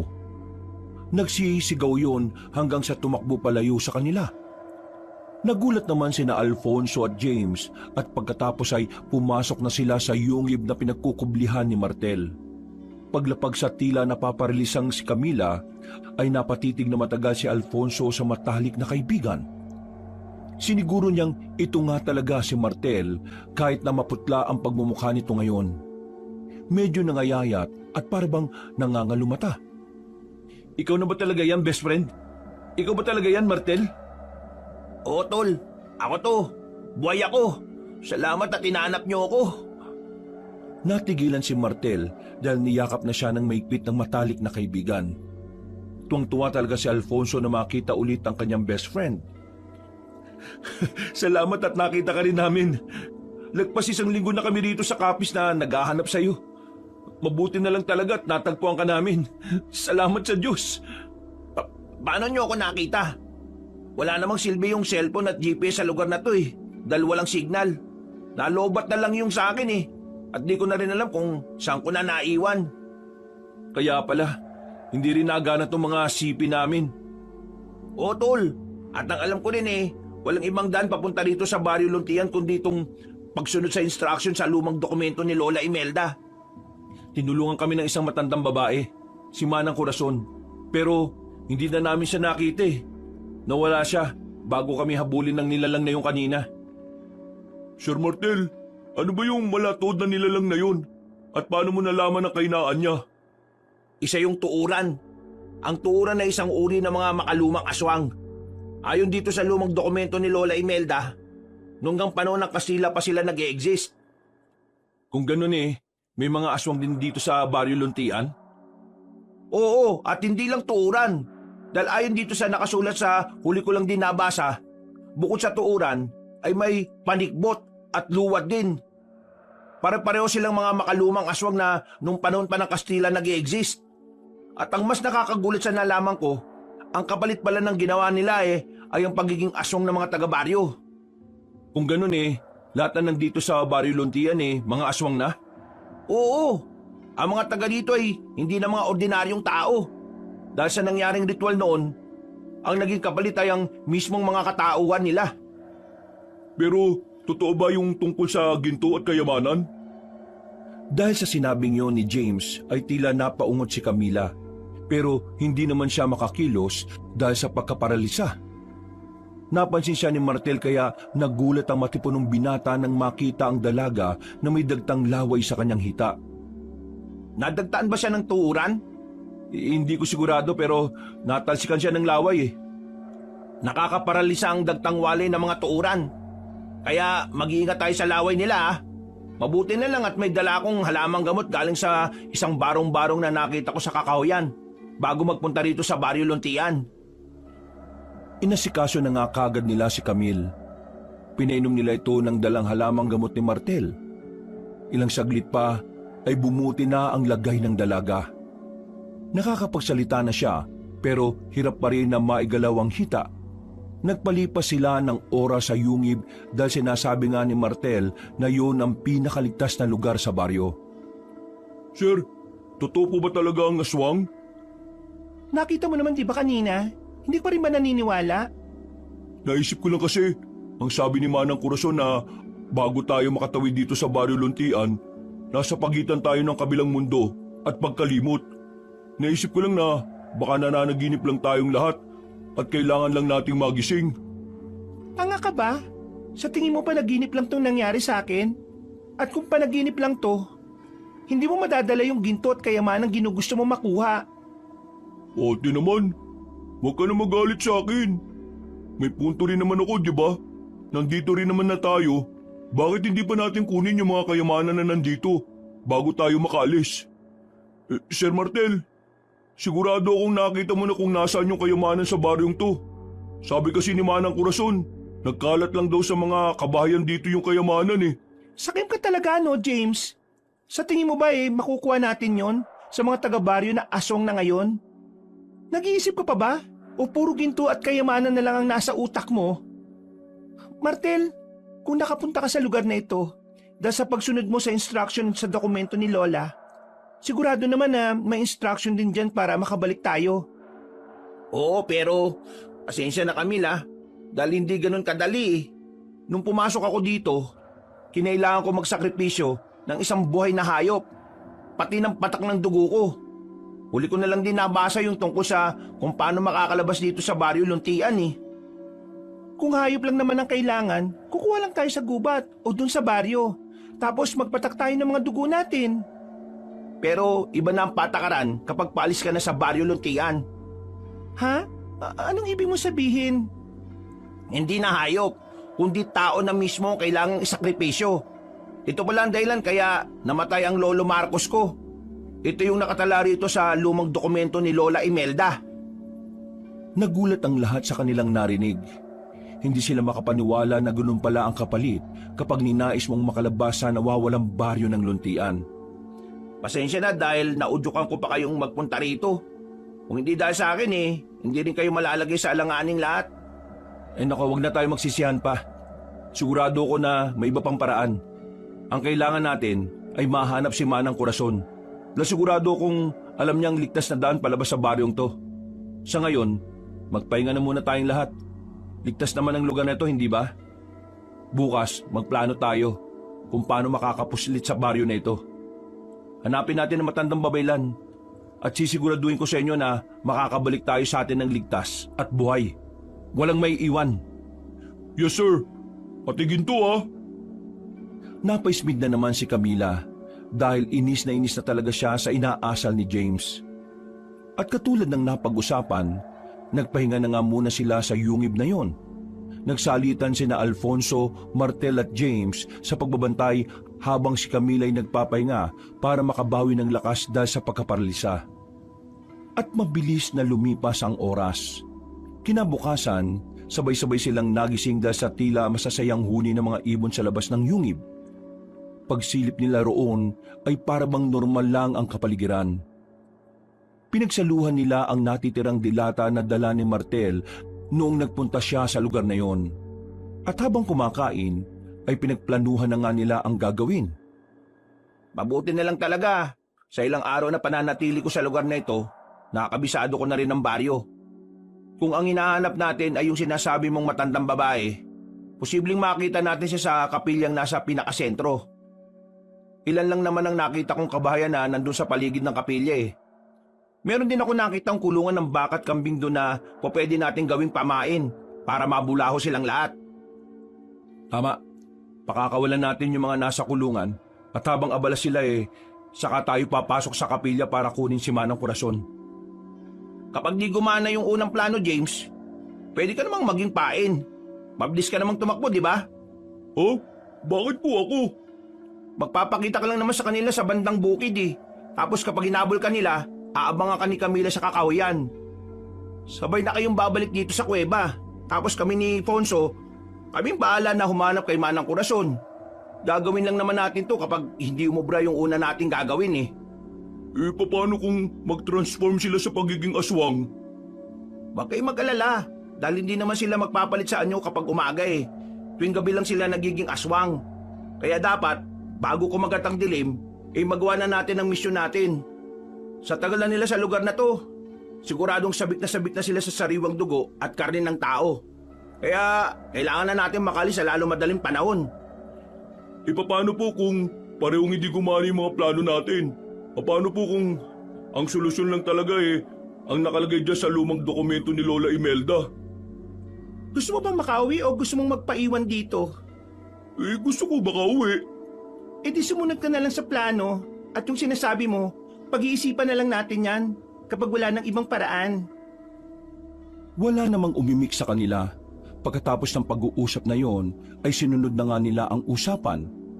Sinimulan nila ang plano eksakto 12:00 ng tanghali kung saan sinasabi ni Martel na nagpupuntang araw ang mga taga-baryo sa kapilya para sa isang ritual na pananalangin.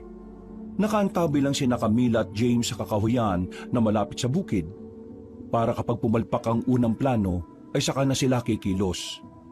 Samantala, nagpunta na nga ang mag-best friend sa bandang kapilya. Habang walang tao, ay tinungo nila ang kulungan ng mga manok, baka at kambing. Binuksan nila ang mga ito at binugaw mga hayop na naroon. Maya-maya pa, habang abala ang lahat sa kapilya, ay narinig na nga nila ang ingay ng mga hayop sa labas. Nang mapasilip ang mga tao sa kapilya sa bintana, ay nakita na nga ang nangyayari.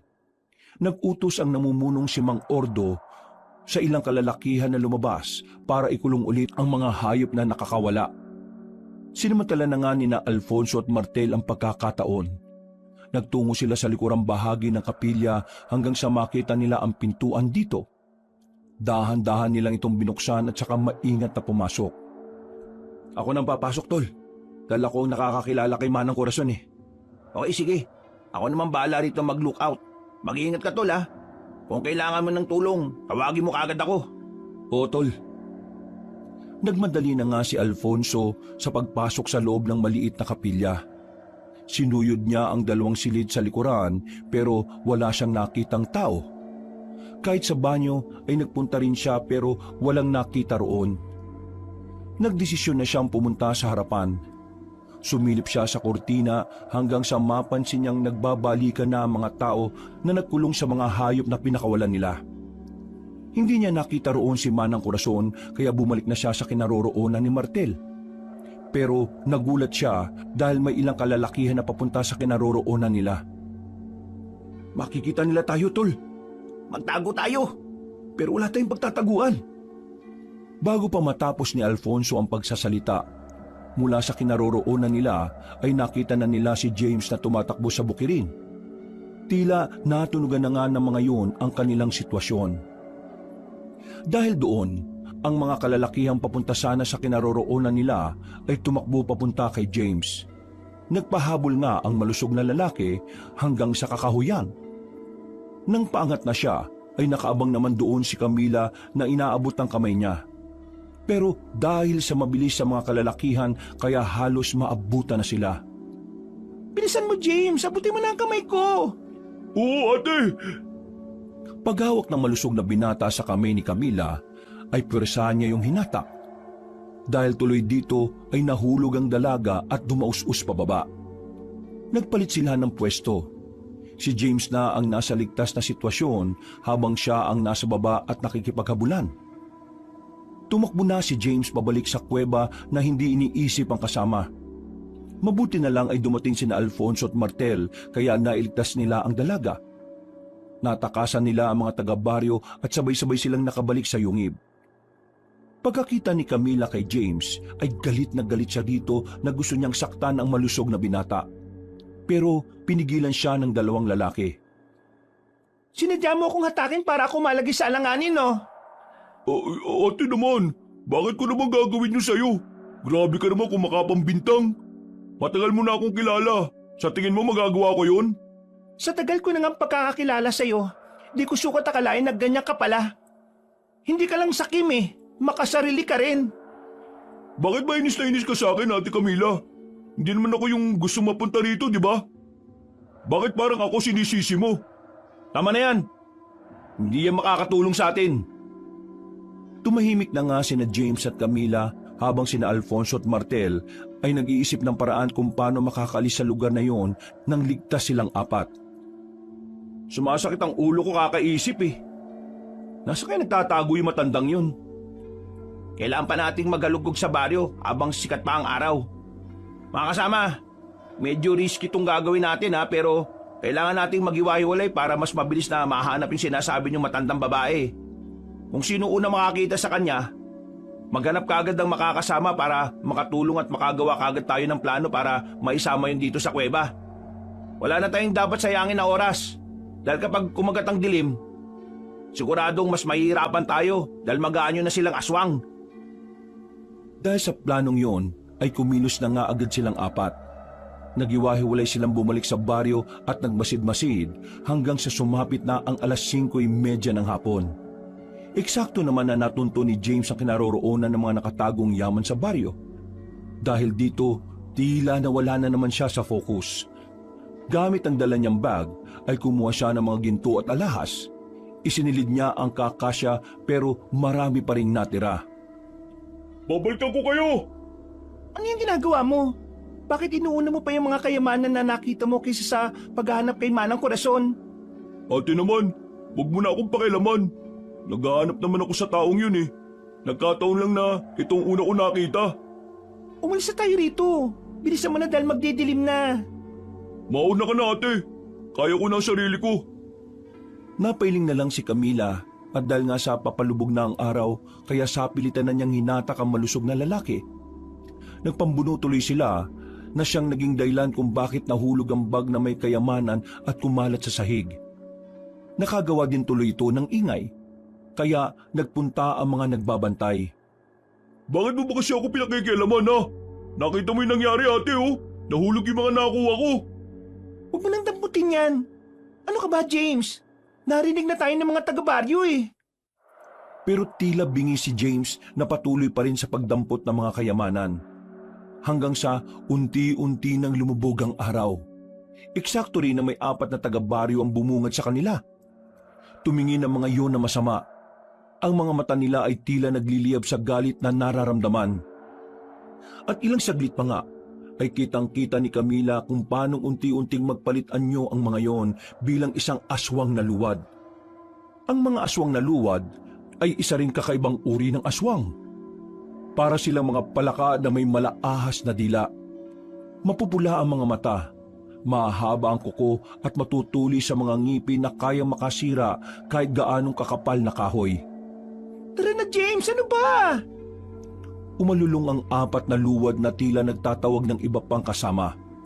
Dahil dito ay narinig na rin nina Alfonso at Martel ang nangyayaring gulo, kaya pumunta sila sa lugar. Nang makita nilang nalagay na sa alanganin sina James at Camila, ay kaagad silang sumaklolo. Mabuti na lang talaga at naituro na ni Martel sa matalik na kaibigan ang mga gagawin at panlaban sa aswang. Kaya madali nilang nalabanan ang 4 na luwad. Pero hindi naman nila napatay ang mga ito dahil dumating na si Mang Ordo na nasa anyo ng pagiging isang aswang na panikbot. Ang panikbot ay isang uri ng makalumang aswang na parang anyo ng isang paniki pero may malaahas itong buntot. At katulad nga rin ng ahas, makamandag ito at nakakamatay kapag ikaw ay natuklaw. Camila! James! Umalis na kayo dyan! Bilisan nyo! Dali-dali ngang tumakbo ang dalawa at sa kabutihang palad ay ligtas silang nakalapit kina Alfonso at Martel na handang-handa sa pakikipaglaban. Matatabang na dayuhan na pumasok sa nawawalang baryo! Sige lang at magpakasaya kayo sa mga gintong yan! Ha! Tingnan natin kung hanggang kailan kayo magtatagal sa sinumpang baryo na ito! Pagsenyas ng pinunong aswang ay nagsulputan na nga ang mga luwad at tuuran. Nagsaboy naman ng pangontra si Martel saka sila tumakbo palayo hanggang sa makarating ulit sa kuweba. Nagsindi kagad ng apoy si Alfonso at nang masigurong ligtas na sila ay napasandal ang lahat habang si Camila ay galit na galit pa rin kay James. Nakita mo yung ginawa mo ron? Kamuntikan pa tayong mapahamak lahat. Sinabi ko naman sa iyo ate, di ba? Iwan mo na ako. Kaya ko sarili ko. Ay naku, nababaliw ka na, James. Di mo ako maintindihan eh. Dahil hindi ka naman nangangailangan ng husto sa buhay. Pinanganak ka ng may kutsarang ginto sa bibig. Kaya ka ganyan. Lahat kayo. Hindi niyo ako naintindihan. Okay. Uminaw muna kayo. Camila, mahal, James, hindi tayo makakalaban dito. Dahil nandun sa labas ng kuwebang ito ang kalaban natin. Guys, may problema tayo. Tingnan nyo sa labas oh. Sabay-sabay silang napatingin sa labas ng kuweba. At gano'n na lang ang gulat nila dahil nandun na nga ang mga taga-baryo na nasa anyo ng aswang. Nangunguna na si Mang Ordo na nasa anyo na isang panikbot. Ngayon lang to nangyari. Sa ilang araw ko ng paglalagay dito sa yungib, ngayon ko lang nakita na may tumambay na aswang dyan. Ang sabi dito sa lumang dokumento ni Lola Imelda hindi lumalapit ang mga aswang sa lugar na ito. Pero bakit sila ngayon nandyan, Tol? Wala rin akong ideya, Tol Malamang dahil yan na sa ginto. Baka ang mga ginto pa na dinala ni James ang maging daan para makapasok sila rito sa kuweba. Hindi ko rin alam pero posible nga. Kaya habang maaga pa, James, itapon mo na yan sa labas. Hindi ko susuko mga ginto ko. Nababaliw ka na ba talaga? Akin na nga yan. Natigilan na sila dahil kumuha ng malaking bato si James at umamba sa mga kasama. Kitang-kita sa mata ng malusog na binata ang determinasyon na hindi isuko ang mga hawak niyang kayamanan. Dahil dito ay wala na silang nagawa kundi ang pakalmahin si James, na parabang nawawala na sa kanyang sarili.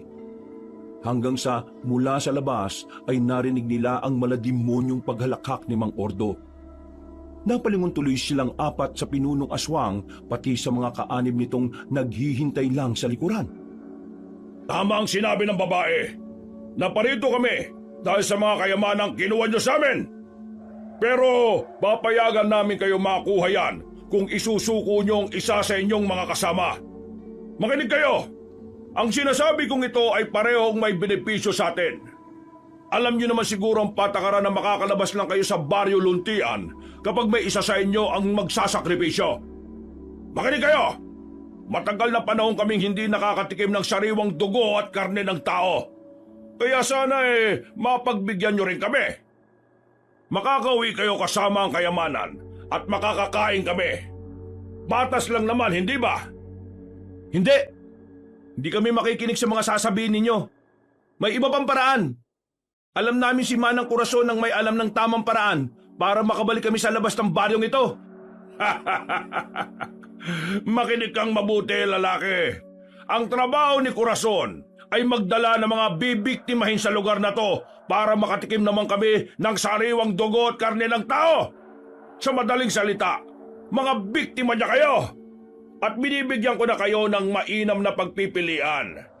Isa lang ang iiwanan nyo bilang sakripisyo at makakauwi na kayo. Kasama ang kayamanang hinahangad ninyo. Dahil dito ay napatingin si Alonso sa mga kasama. Wala siyang gustong isuko kahit pa si James na nasilaw na sa kayamanan. Matibay yung paninindigan niya na makakauwi silang apat ng buhay. Pero hindi ganito ang takbo ng tadhana. Mabilis ang sumunod na pangyayari. Hindi nila namalayan ang pagkilos ni James. Tangan ang bag nitong naglalaman ng ginto. Hinawakan niya at tinutukan sa leeg ng matulis na patalim si Camila. Hindi alam ni na Alfonso at Martel kung saan ang galing ang patalim na yon. Pero kinabahan sila para sa buhay ng dalaga. James, anong ginagawa mo? Pasensya na sir, pero punong-puno na ako dito sa girlfriend mo Dapat siya na ang magsakripisyo. Uwi ako ng buhay sa amin. Dala ang kayamanan na to. Huwag mong gawin to, James. May iba pang paraan. Wala na. Sinabi na ng aswang na wala, di ba? Kaya ako na ang gagawa ng paraan. Sinubukang pigilan ni na Alfonso at Martel si James, pero idiin nito ang patalim sa lieg ni Camila. Bahagya yung nagdugo, kaya napahiyaw sa sakit ang babae. Dahil doon ay natigilan sila at pinagmasdan na lang ang malusog na binata habang mabagal na lumalabas sa kuweba. Tuwang-tuwa naman si Mang Ordo at ang mga aswang sa kanilang nasisilayan, lalo na makita nila ang pagtagas ng kaunting dugo sa liig ni Camila. Para bang humalimuyak yun na isang mabangong samyo sa kanila. Yan! Tama ang naging desisyon mo, malusog na binata. Dahil dyan, makakamit mo ang lahat ng daladala mong kayamanan at makakauwi na kayong tatlo. Ako lang ang pauwiin mo. Sawang-sawa na rin ako sa pagiging sunod-sunuran sa dalawang yan eh. Ngayon, may mga kayamanan na ako. Ako na ang masusunod sa buhay ko. Gusto ko ang ugali mo, batabang binata. Parang bagay na bagay ka sa lugar na ito ah. Huwag mo akong pinaglililin lang. Hindi ako magtatagal sa lugar na to, no? Ibibigay ko lang ang babaeng to kapag may nakita kong lagusan pabalik sa amin. Humalakak lang si Mang Ordo, habang ang mga aswang sa likuran niya ay tila sabik ng makatikim ng sariwang karne at dugo ng tao. Sina Alfonso at Martel naman ay umiisip na ng paraan kung paano may liligtas si Camila. At nakahanap na nga sila ng tiyempo dahil habang lumalakad palapit sa mga aswang si James ay nadulas ito. Napaiktad sila pareho ng dalaga. Tumilapo naman ang patalim niya kaya ubod lakas na sinipa ni Camila si James sa muka. Pareho silang gumulong pero mas malapit ang malusog na lalaki sa mga aswang. Habang inaalalayan ni Alfonso ang girlfriend ay sinamantala rin ni Martel ang kaguluhan. Naghagi siya ng natitirang pangontra. Tinamaan ng ilang aswang kaya umangil ang mga to habang nanghihina. Tara na! Bilis! Saan tayo pupunta, Tol? Sa baryo, tol! Wala na nga silang inaksayang oras. Habang ang ibang aswang ay humihiyaw sa sakit dahil sa pangontra, ang iba naman ay abala kay James na pinag-aagawan. Hindi na nila nakita ang eksaktong nangyari sa malusog na lalaki dahil tumakbo na sila papalayo. Narinig na lang nila ang pag-ungol ng mga aswang at nang lumingon si Alfonso sa likuran ay nakita niya ang ilan sa mga tuuran na sumusunod. Magmadali na tayo! Sumusugod na yung iba! Mal, kaya mo bang tumakbo ng mabilis? Oo naman! Kung ganon, tara na! Martel, bilis! Tumakbo nga sila at tinakasan ng mga tuuran na humahabol. Nang malapit na silang sa baryo ay may sumulpot sa harap nila na dalawang batang luwad. Nasaan yung asungman ng mga yon ay kapansin-pansin pa rin na bata sila kaya nag-aalangan si Alfonso at Camila na sakta ng dalawa. Anong ginagawa nyo? Mga bata, Tol eh! Hindi sila mga ordinaryong bata, mga aswang sila! Isinaboy nga ni Martel ang huling pangontra sa dalawang kalaban. At kitang-kita nila kung paano maglupasay ang mga batang aswang na parang bulating binudbura ng asin. Hanggang sa huminto ang mga yon at unti-unting magsaabo. Natutop na lang ni Camila ang bibig sa sobrang pagkagulat. Gusto niyang maiyak dahil bata pa rin ang tingin niya sa dalawang luwad. Pero wala na siyang nagawa. Dali na guys! Doon tayo sa bahay na yon. Nanggaling ako roon nung isang araw eh. May mga nakita kong pangontra. Palagay ko eh, doon ang galing sina lolo at lola ko noon. Nakita ko may mga lumang bag doon sa isang sikretong silid na magagamit natin. May mga pangontra pa ako nakita ron. Wala na nga silang inaksayang oras. Tumakbo sila papunta sa tinuturong bahay ni Martel. Pero ang mga tuuran ay patuloy pa rin sa paghabol. Nang malapit na sila sa bahay ay tumilapo ng isang tuuran at nahagip sa paanan si Martel. Nadapa ang matipunong binata kaya natigilan din si Alfonso at Camila habang nakatitig sa kaibigan. Sige na, mauna na kayo! Hindi kita iiwan dito! Mamamatay tayong lahat dito kapag di pa kayo! Ha? Hindi na nakapagsalita si Martel dahil sinugod na ni Alfonso ang aswang na sumunggab. Nagpambuno sila at gamit ang buong lakas ay nabuwal ang tuuran. Inalalayang kagad ni Camila si Martel habang si Alfonso ay kumuha ng kahit na anong mapupukol sa aswang. Buong lakas niyang pinalo na matigas na bato ang tuuran at napuruhan ang ulo nito. Bumagsak yun sa lupa at nangisay-ngisay. At nang makita yun ng isa pang aswang ay nagalit yun. Kaya sumalaka yun. Doon na nga naisip ni Alfonso na gamitin ang kanyang baril na nire-reserba niya sana. Sa pulsa noo ang aswang nung mandusi sa sahig na wala ng buhay. Pagtingin nila kay Martel ay nagulat sila dahil halos maputol na pala ang kaliwang paa ng best friend niya. Dahil sa pagsunggab kanina ng tuuran. Diyos ko po, yung paa mo Martel, nakalaylay na! Iwanan niyo na ako! Makakasagabal lang ako sa inyo! Hindi pwede! Uuwi tayo lahat ng buhay! Alfonso, tulungan mo nga ako rito! Umalali nga silang dalawa kay Martel hanggang sa makarating sila sa loob ng bahay. Tinungo nila ang sinasabing silid. Pansamantalang nagpahinga roon habang wala pa nga ang aswang. Binendahan kagad ni Camila ang nakalaylay na paa. Pero sakit na sakit pa rin si Martel. Namumutla pa rin siya dahil sa dami ng dugong nawala. Tol, ito ba yung bag na sinasabi mo? Ituro mo rito yung pangontra.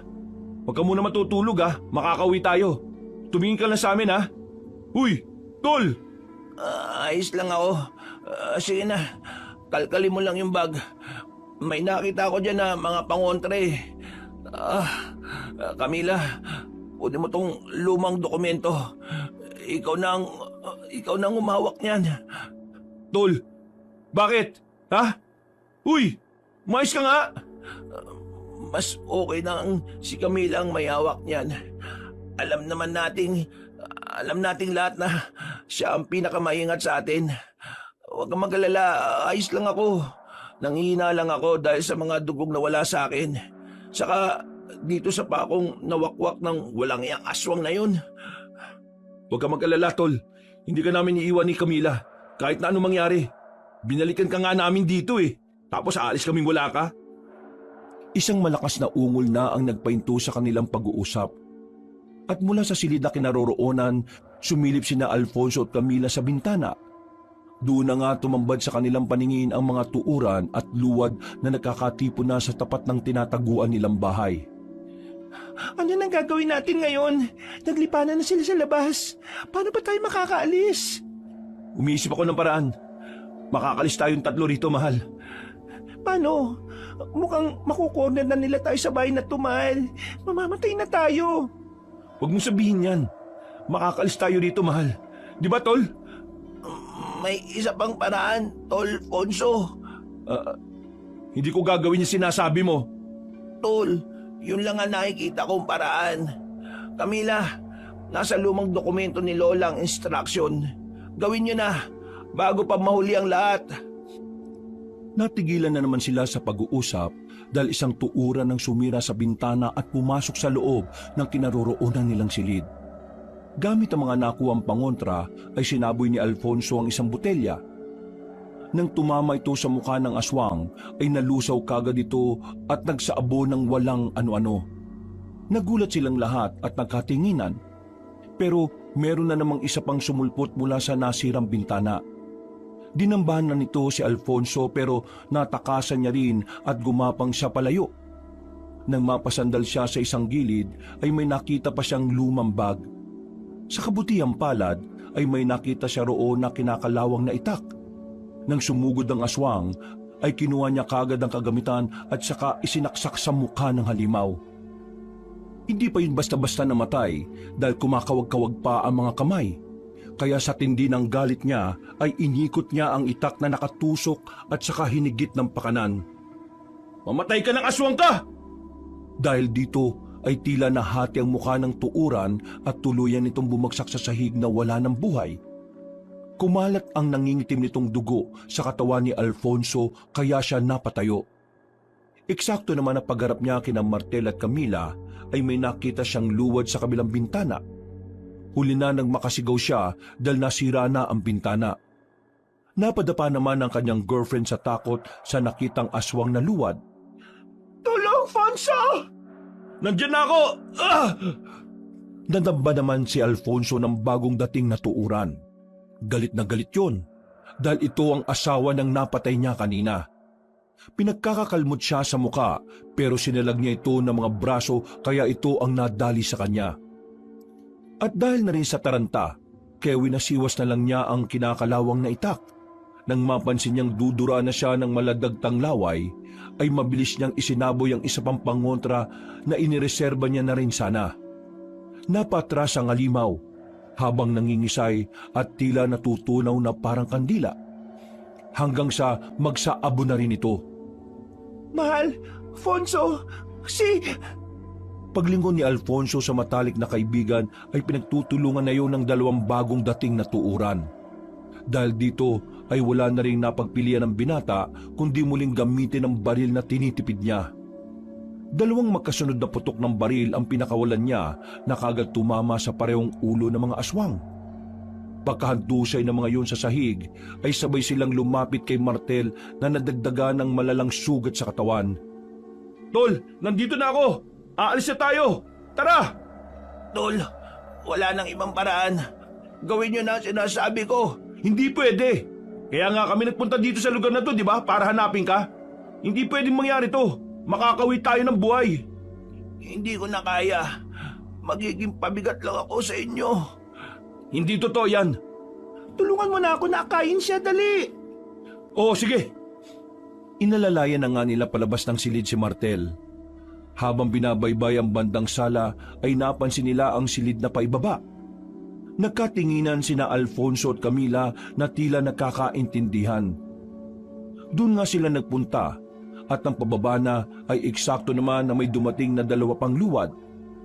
Sumalakay ang mga yon gamit ang mga malalakit nilang dila. Pero hinarang sila ni Alfonso gamit ang kinakalawang na itak. Napahiyaw ang 2 aswang nang maputol ang kanilang mga dila. Dahil dito ay lalo silang nagwala at sinugod sina Alfonso, Martel at Camila. Sa taranta ng 3 ay nagmadali silang pumasok sa paibabang silid. Kaya di nila namamalayang putol na ang isang hagdan doon. Dumauso silang 3 at nagpagulong-gulong hanggang sa baba. Pero kaagad ding tumayo si Alfonso sa kabila ng sakit ng katawan na nararamdaman. Tila hindi niya ininda ang mga to dahil inalala niya kaagad ang girlfriend at best friend. Camila, Martel, ayos lang ba kayo? Ayos lang ako, mahal. Si Martel. Martel! Nasaan ka, tol? Sumagot ka! Hinanap nila sa dilim si Martel gamit ang flashlight ng mga cellphone nilang halos masira na. Hanggang sa makita nilang mag-angat yun ng kamay mula sa hindi kalayuan. Nilapitan kagad nila ang nanghihinang binata at inilalayan para makasandal sa isang gilid.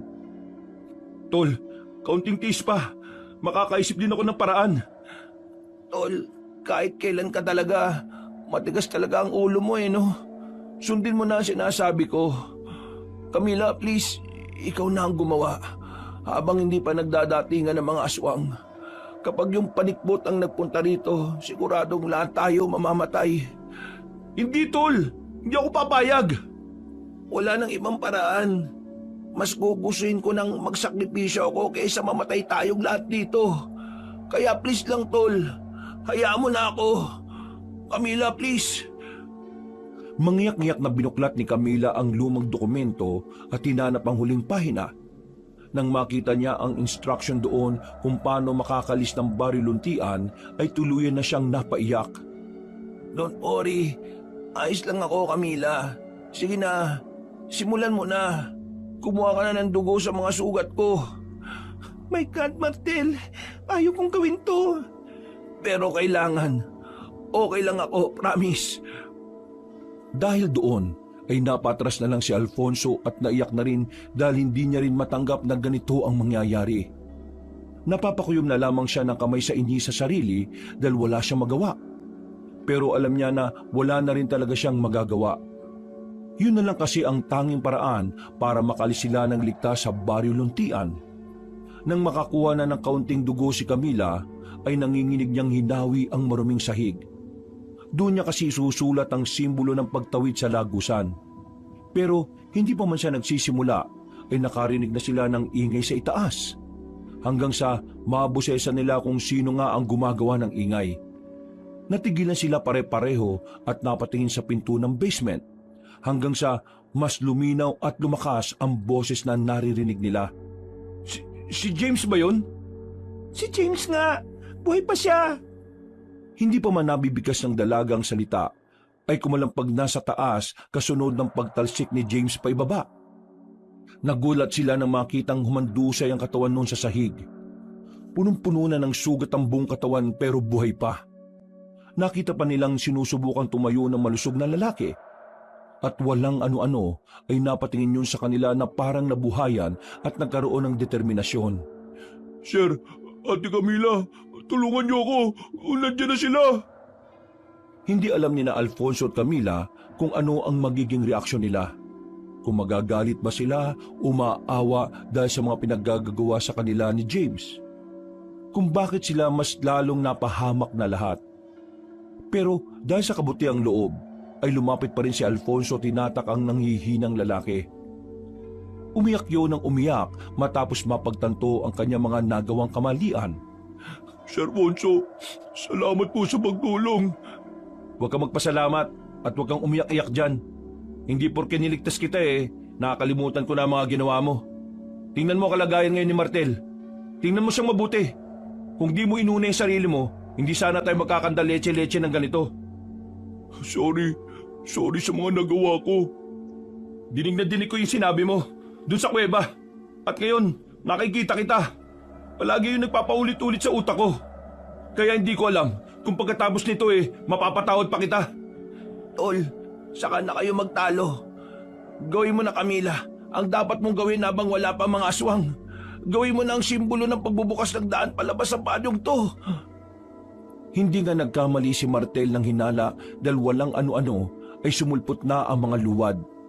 Tuuran at kasama pa si Mang Ordo na nasa anyo ng aswang na panikbot. Natigilan silang lahat dahil humalakhak ang pinunong aswang. Habang dahan-dahan silang bumababa sa basement. Ha! Kita mo nga naman.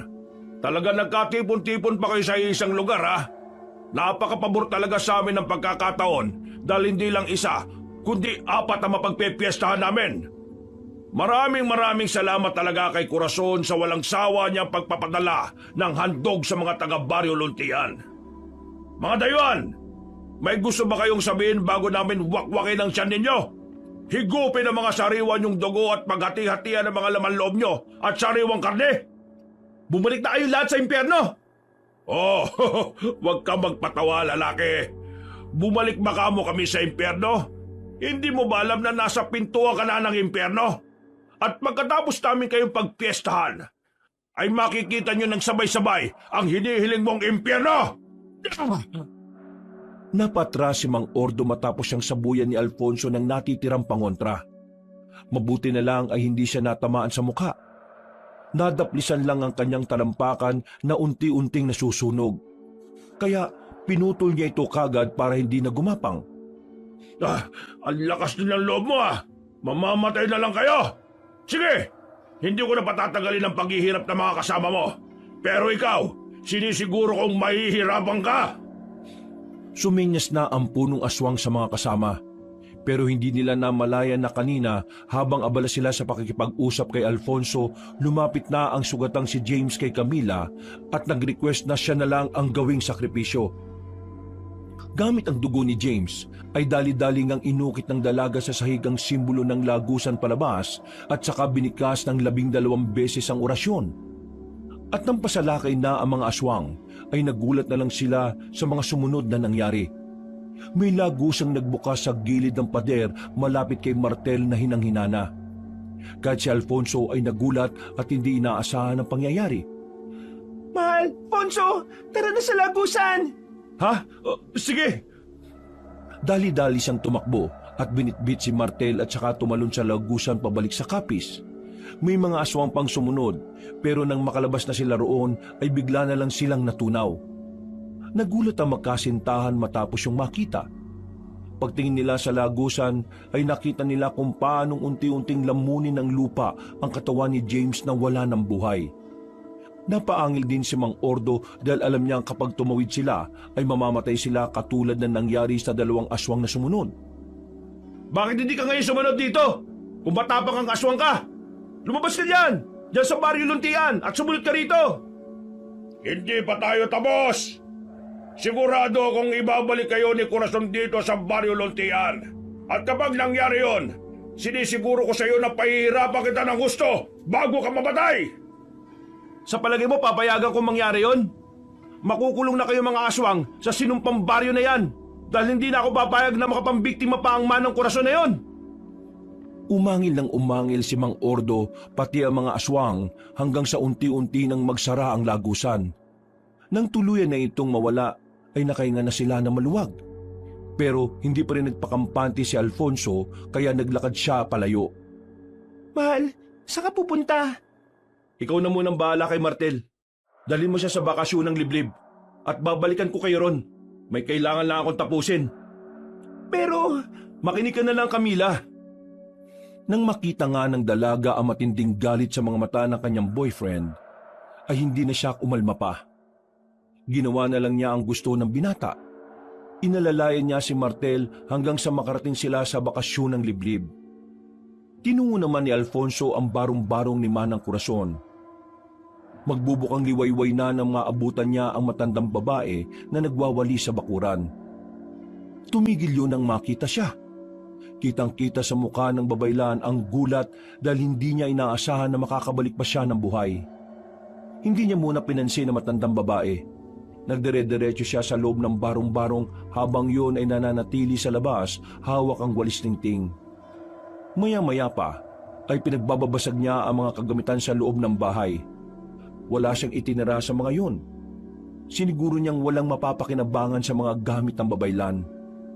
Pagkatapos ay lumabas siya at tinanap nga si Manang Corazon. Kitang-kita ang galit sa kanyang mga mata. Bakit mo sinira ang mga gamit ko? Tandaan mong mabuti itong sasabihin ko, tanda. Kapag inulit mo pa sa ibang taong ginawa mong ito sa amin, sinisiguro ko sa iyo na magsisisi ka. Dahil hahantingin kita kahit saan ka pa magtago. Tinatakot mo rin ba ang isang babayla na katulad ko? Hindi kita tinatakot. Binibigyan kita ng babala. Hindi mo kilala kung paano magbigay ng babala ang treasure hunter na katulad ko. Kaya kung hindi ka susunod sa mga sinasabi ko, magtago ka na ngayon pa lang.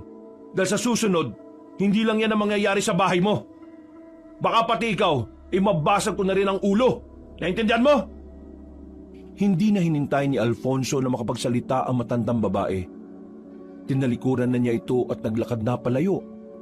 Pero dahil sa insulto, nagalit yun at kinuha ang kahoy sa gilid. Binalak nga ni Manang Corazon na paluin sa ulo si Alfonso. Pero natunugan na siya.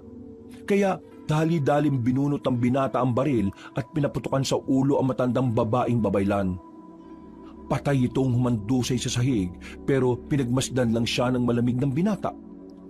Pagkatapos ay sinunog na niya ang bahay ng babaylan kasama ito. At siniguro na wala nang mabibiktima pa kahit na kailan. Pagbalik niya sa bakasyon ng liblib, ay naabutan niya si Camila na nakaupo sa pintuan at umiiyak. Tumakbo siya palapit sa nobya at nang makita siya noon, ay mas lalong humagulgol.